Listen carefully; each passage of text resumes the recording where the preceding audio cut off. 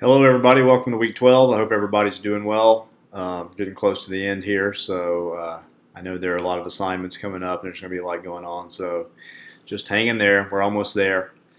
Um, I apologize if I'm coming across a little bit cloudy in this video. I've got a cold right now and kind of a little doped up on some cold medicine, so just going to warn you in advance that I may be rambling more than normal.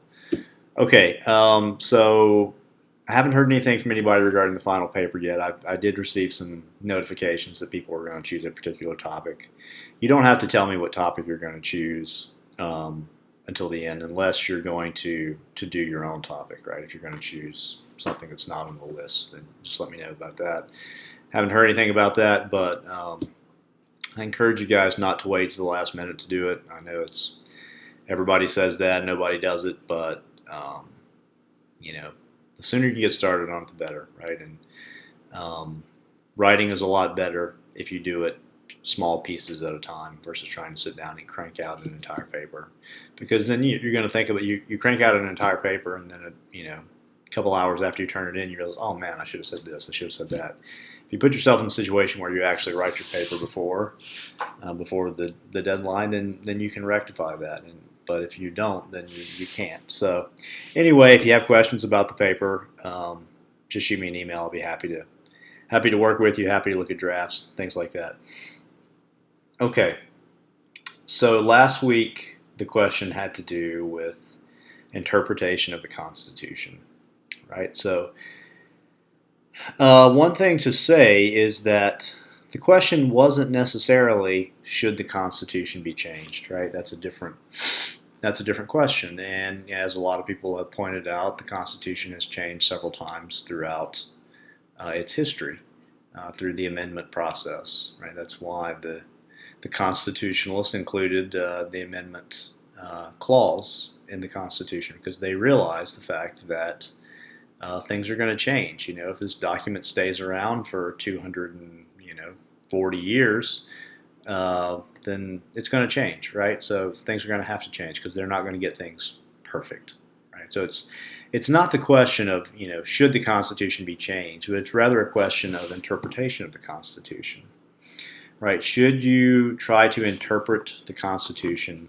according to what the original intent of the people who wrote the Constitution was, or should you have a more open interpretation of the Constitution that sort of reflects what you think that they wrote, how that applies to things that happen today, right? For instance, so if we're talking about privacy, maybe we're looking at the Fourth Amendment, right? People have a reasonable amount of privacy afforded to them, right? So obviously the people who drafted the Fourth Amendment weren't familiar with the internet and Facebook and all, and NSA spying devices, right? So they didn't have the same kinds of concerns in mind that we have in mind now. But the question is, can you take what they wrote in the Fourth Amendment and apply it to this question of privacy today in a different climate than the one that we lived in, or that they lived in when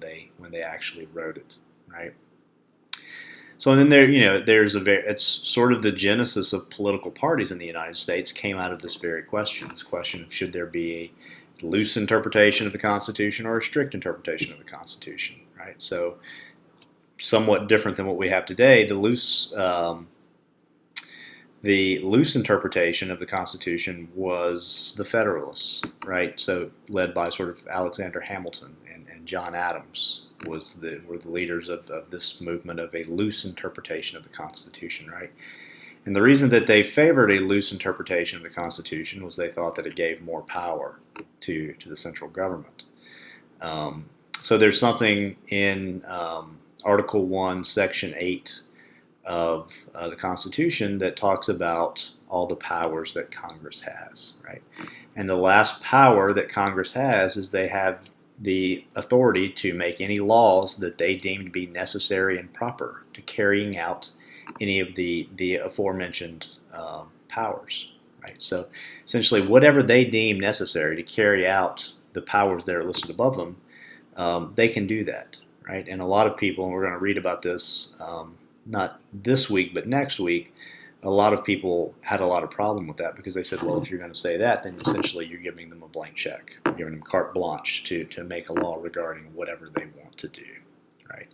So the people who had the loose interpretation, the Federalists, Hamilton and Adams, thought that they could use that to really strengthen, the power of the central government. Right, so they're Federalists, and sort of this idea of a loose interpretation to give perhaps more power to the central government today would have its analog in perhaps the Democratic Party. We could think, right? So giving more power to a strong central government. The strict interpretation of the Constitution, which essentially says, that you need to follow things to the letter, right, and only to the letter. Only the things that are explicitly set out in the Constitution are the things that you should do, and you shouldn't interpret. You shouldn't try to see if you can take something that was written, to address one particular issue and see if you could use that as a basis for addressing another particular issue.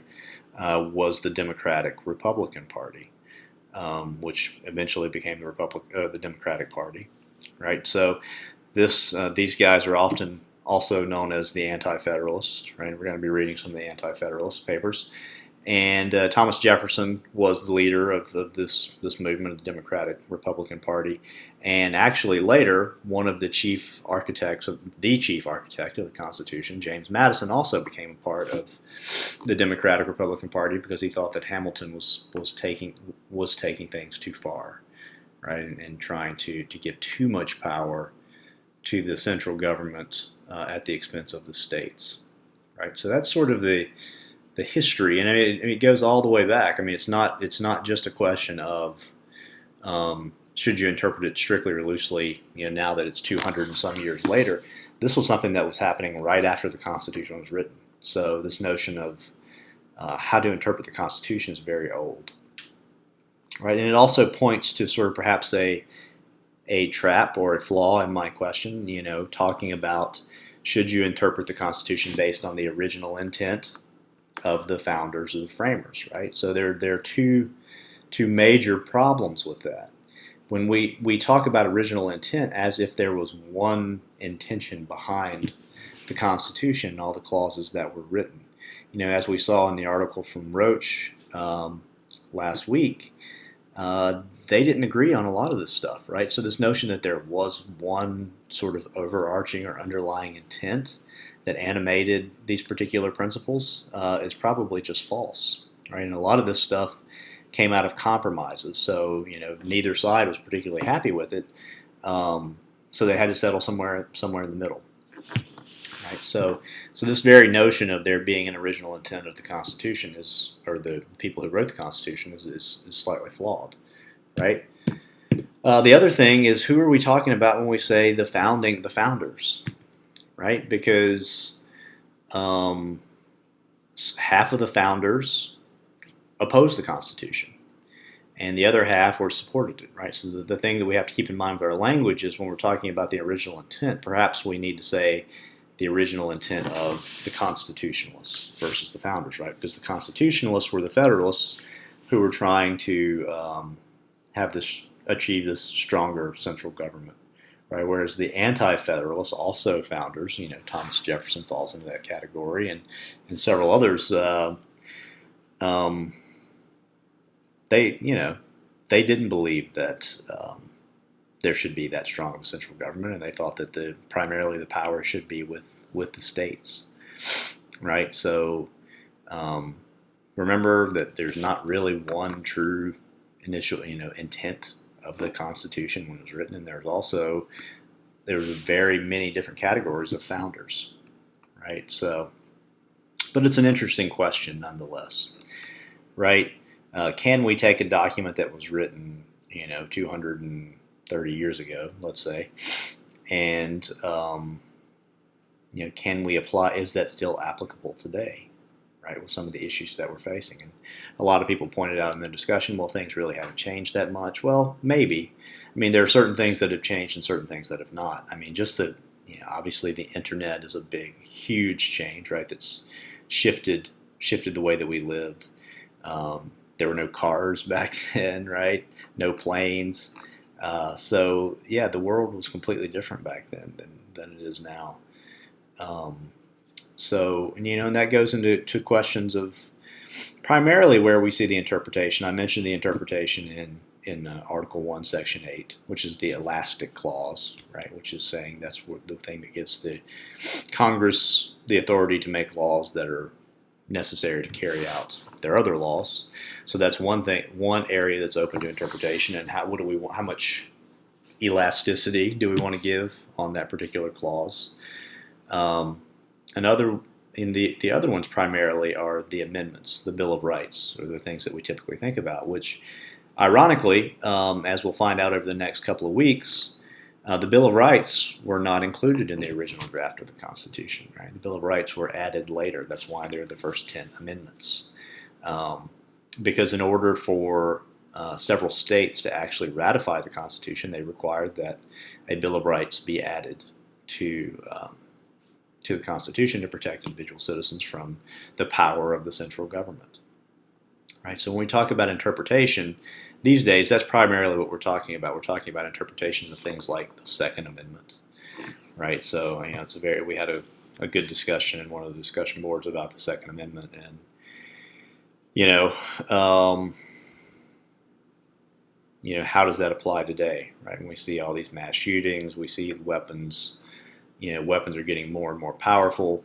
Did the founders, right? Let's say the constitutionalists, did they have in mind people carrying around muskets back in the day? And could they imagine people carrying around Uzis and semi-automatic weapons and all these other high technology weapons that we have today? And would that have changed their perspective? Right. Well, one of the things that I pointed out in that discussion board was that one of the things that the colonists were very afraid of, and history had shown them to be afraid of, and not just history, even look at today in places like Egypt and things like that, they were very afraid of a standing army, right? So in the United States, we didn't even actually have a standing army until World War II. And then it was actually, 200 years in, right? But the reason they were afraid of it, of course, was that they were afraid that the army would overthrow the government, the Republican form of government, and it would be a military, dictatorship essentially. But because they were afraid of not having a standing army, they wanted to make sure that there was some form of protection from against both domestic threats and external threats, right? So the Second Amendment reads, in order to maintain a well-regulated militia, the right to bear arms shall not be infringed. Right? So there's a lot of debate about, well, if there's no more need to have a well-regulated militia, is there a need for people to actually have the right to bear arms, right? Because it's couched in that language. A lot of people often make the argument. The argument is that the people have to be able to defend themselves against the government. Right, which I think is a bit of a stretch to think that, having let's say you got a 12 gauge shotgun, or even if you have an M4 or something like that, an AR-15, to think that you can defend yourself against the most powerful military force in history. But it's certainly better than nothing, right?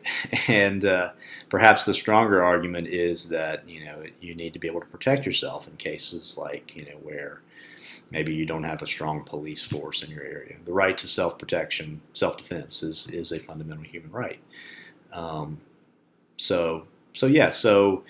Does the changing circumstances of where when they initially drafted the Second Amendment, there was no standing army, whereas today there is a standing army. How does that affect the interpretation of the Second Amendment? Right? It's gone back and forth in the Supreme Court. There's been several different interpretations that have come down. Some said, well, since we're not regulating militia, then the right to bear arms is not as sacrosanct. And now the Supreme Court has came out with some decisions supporting and much stronger for gun rights. So that's one. So the other one, another one is the Fourth Amendment, right? Illegal search and seizure, and a reasonable guarantee of privacy. what does that look like in our age right now? I mean, it was much easier to make sense of that in the late 1700s than it is today, where there are cameras everywhere, the internet's everywhere. People are we even see it, people filming things on their iPhones or whatever.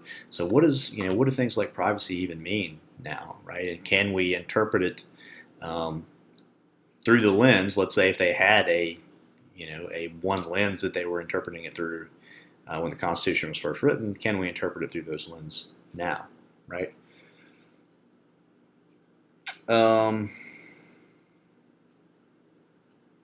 yeah, and I guess the last thing to say is that ultimately this is a question for the judicial branch, right? This question of interpretation, right? We all have our own interpretations, but at the highest level, of course, it's the Supreme Court that interprets the Constitution and tries to determine whether to interpret it through the original meaning, right? Which Scalia, the guy the justice who just passed away, was very famous for that line of thought.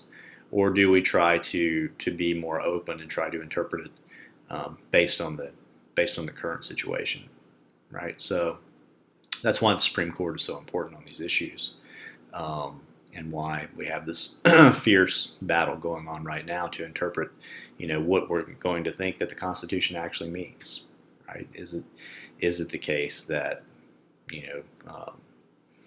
not having or having a standing army today means that the right to bear arms is not as strong, or the whole Hulk Hogan case that happened recently, right, with Gawker, right, did that violate his Fourth Amendment rights?